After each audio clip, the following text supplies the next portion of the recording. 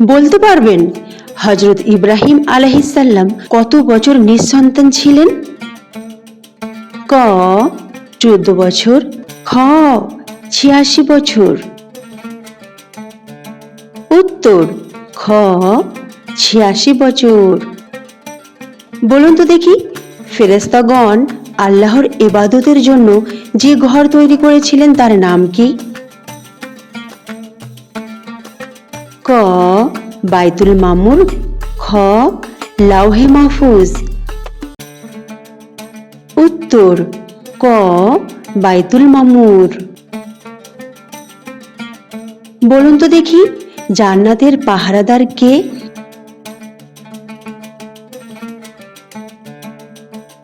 ক মালিক, খ রিজওয়ান।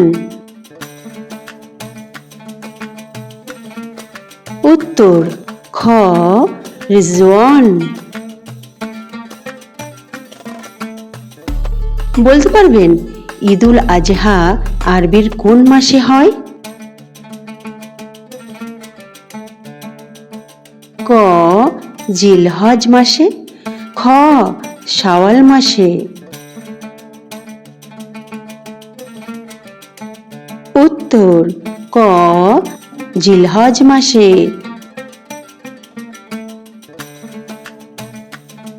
বলুন তো দেখি, মিরাজের রাতে প্রথম পর্যায়ে রাসূল সাল্লাল্লাহু আলাইহি সাল্লাম কোথায় নামাজ আদায় করেন?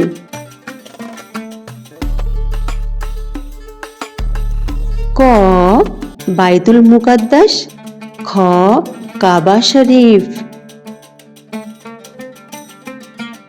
উত্তর ক বাইতুল মুকাদ্দাস।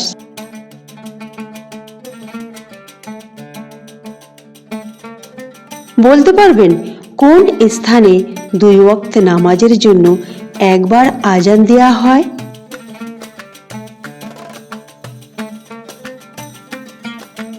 ক সাফা মারওয়া পাহাড়ে, খ আরাফাত প্রান্তরে।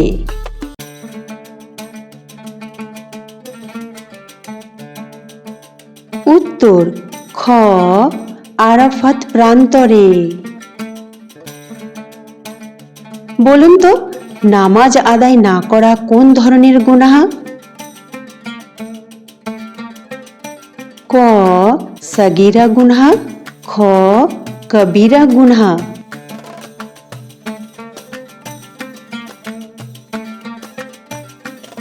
উত্তর খ কবিরা গুনাহ।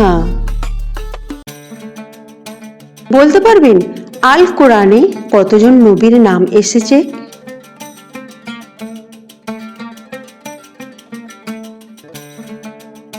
ক 25 জন নবীর নাম, খ 70 জন নবীর নাম। উত্তর ক 25 জন নবীর নাম। বলুন তো, রাসূল সাল্লাল্লাহু আলাইহি সাল্লামকে জিহাদের আদেশ দিয়ে সর্বপ্রথম কোন সূরার আয়াত নাজিল হয়? ক সূরা হজ্জের, খ সূরা ইয়াসিনের। উত্তর ক সূরা হজ্জের। বলতে পারবেন ইসলামের সর্বপ্রথম মসজিদ কোথায় নির্মিত হয়? ক কুবায়, খ তায়েফে। উত্তর ক কুবায়। বলুন তো, ইসলামের প্রথম হজ কার নেতৃত্বে হয়? ক হযরত উমর রাদিয়াল্লাহু আনহুর, খ হযরত আবু বকর রাদিয়াল্লাহু আনহুর। উত্তর খ হযরত আবু বকর রাদিয়াল্লাহু আনহুর। বলতে পারবেন আল কোরআনের সুরক্ষিত স্থান কোনটি? ক লাউহে মাহফুজ, খ বাইতুল মামুর।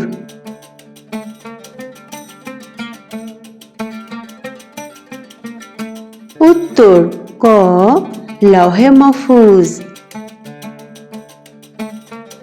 বলুন তো কোন সাহাবীর নাম আল কোরআনে উল্লেখ রয়েছে? ক হযরত আলী রাদিয়াল্লাহু আনহুর, খ হযরত জায়েদ রাদিয়াল্লাহু আনহুর।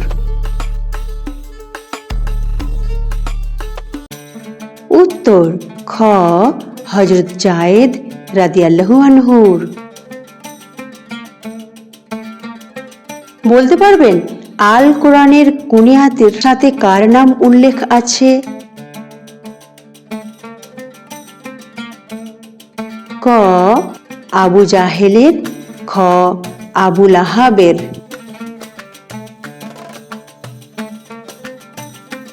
উত্তর খ আবু লাহাবের।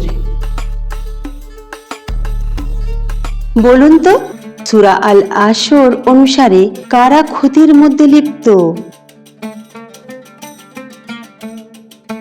ক অবিশ্বাসীরা, খ বিদআতকারীরা।